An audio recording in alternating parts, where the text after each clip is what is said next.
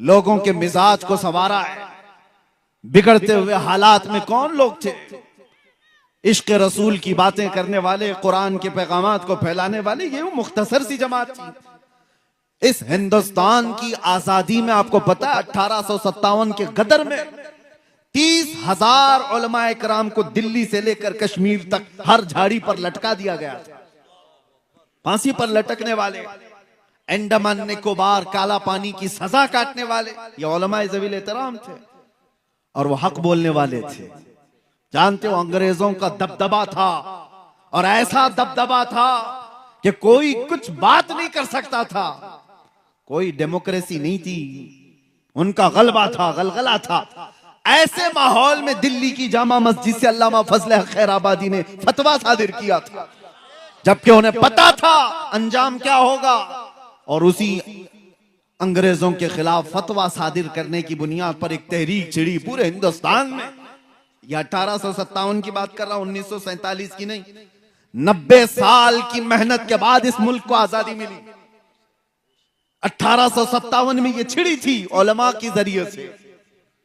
उलमा ज़वील एहतराम ने जब अंग्रेजों के खिलाफ यह फतवा दिया था और कौम के अंदर बेदारी लाई थी, उसकी सजा उनको क्या दी गई है पता है? अल्लामा फजल हक खैराबादी आम आलिम की बात नहीं है, आला हजरत भी जिनका अदब किया करते थे, वो फजल हक खैराबादी काला पानी की सजा काटते काटते जेल में इंतकाल कर गए। आज भी उनका मजार अंडमान निकोबार में है। किस चीज की उनको सजा दी गई थी? हक बोलने की। और उनको सजा दे दी गई तो क्या दूसरा डर करके खामोश हो गया? उसी जमाने में किफायत अली काफी, किफायत अली काफी को मुरादाबाद में 3,000 अंग्रेजों ने गिरफ्तार किया था। 8 दिन तक उनके जिस्म पर इस्त्री चलाते थे, गरम इस्त्री, और जब चमड़ी जलती थी तो उस पर नमक छिड़कते थे। 8 दिन तक उस आलिम बाअमल ने मुसीबतें बर्दाश्त की। 8 दिन के बाद अंग्रेजों ने फिर से कहा, बाज आ जाओ अपनी बातों से, जो कौम को तुम उठाते हो इससे बाज आ जाओ, हम मनसब दे देंगे, अपनी हुकूमत में कोई ओहदा दे देंगे। किफायत अली काफी ने कहा था, मेरा दीन इतना सस्ता नहीं है कि तुम्हारे टुकड़ों पर मैं बेच दूं। इस पादाश में किफायत अली काफी को मुरादाबाद के चौराहे पर खड़ा करके फांसी पर लटका दिया गया था। फांसी पर लटकाना ये सुनने में आसान लग रहा होगा, मजमा जमा था एक ऐसे आलिम दीन को जिसके हजारों लोग सुनने वाले थे। अंग्रेजों ने गिरफ्तार करके फांसी पर सूली पर चढ़ाना चाहा। रिवायात पढ़ करके देखो मेरे अजीजों, रोंगटे खड़े हो जाते हैं। मैंने पढ़ा है, अरे फांसी पर जाने वाले की हालत क्या होनी चाहिए? जिस्म के अंदर थरथराहट हो, चेहरा पीला पड़ गया उन्हें। किफायत अली काफी को देखते हुए लोगों ने कहा, न माथे पे शिकन है और न जिस्म पर कोई हरकत है। मुस्कुराता हुआ वो फंदे की तरफ जा रहा है, इसलिए कि उसे पता है कसूर कुछ नहीं है, मेरा कसूर कुछ नहीं है। वो फंदे की तरफ जा रहा है। फांसी तो बहुत सारे लोगों को दी जाती है, आज भी दी जाती है दुनिया में। उनसे भी आखिरी ख्वाहिशें पूछी जाती हैं और फांसी पर चढ़ने वाला आखिरी ख्वाहिश कुछ भी बताता है कि मुझे कुछ बिरयानी खाना है, चाय पीना है, बीवी बच्चों से मिलना है, आखिरी बार माँ को देखना है, औलाद को नसीहत करना है। आखिरी ख्वाहिशें होती हैं। उस आलिम बरहक किफायत अली काफी से अंग्रेजों ने पूछा था, हम अपने उसूल के मुताबिक पूछते हैं, कोई आखिरी ख्वाहिश? उस मर्द कलंदर ने कहा था, एक ही ख्वाहिश है कि लटकने से पहले एक बार नाते मुस्तफा पढ़ दो। फिर कहा था, कोई गुल बाकी रहेगा ना चमन रह जाएगा, पर रसूलुल्लाह का दीने हसन रह जाएगा। सब फना हो जाएंगे काफी वो, लेकिन हश्र तक नाम हजरत का जुबानों पर चलन रह जाएगा।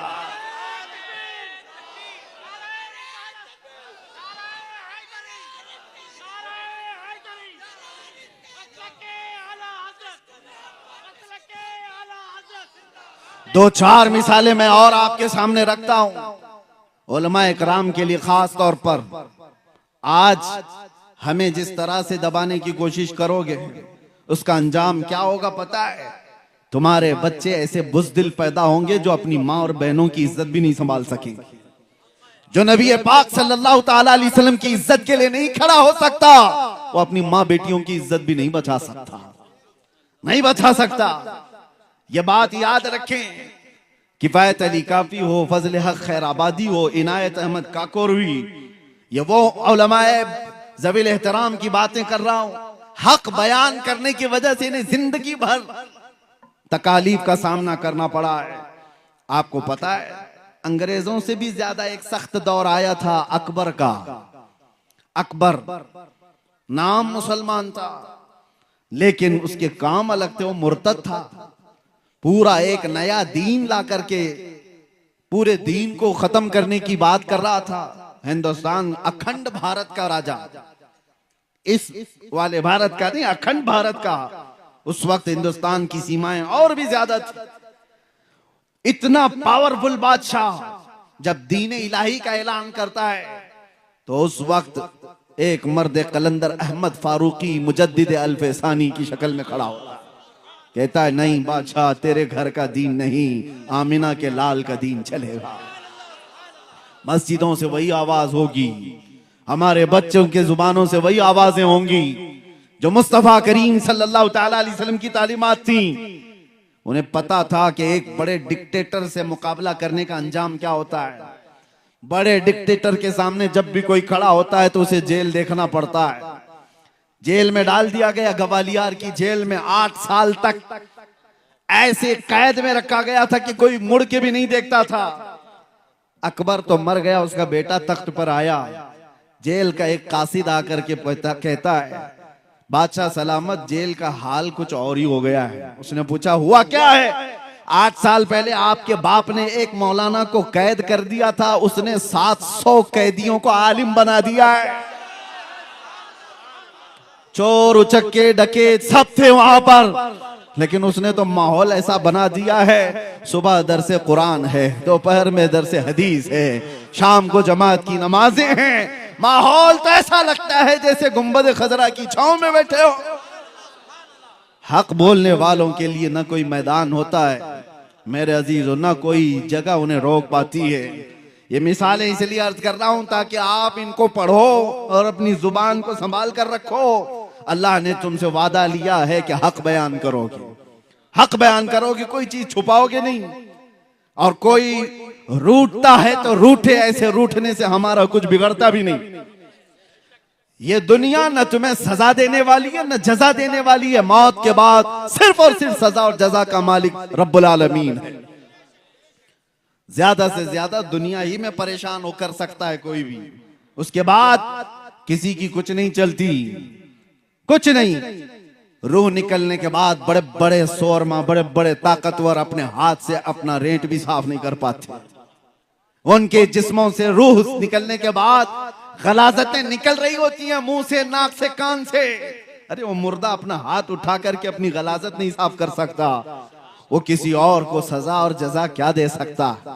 याद रखो जो कुछ भी होगा ये छोटी सी दुनिया में, जिसको छोड़कर सबको जाना है, सब यहां से जाने वाले हैं। तो फिर एक बात याद रखो, मैं आखिर में कहूंगा ये न उलमा की मिसाल देकर के यही एक और नाम आपके सामने पेश करता हूं। लामा फजल हक खैराबादी को सुना, किफायत अली काफी को सुना, मुजद्दिद अल्फसानी अहमद फारूकी सरहिंदी को सुना।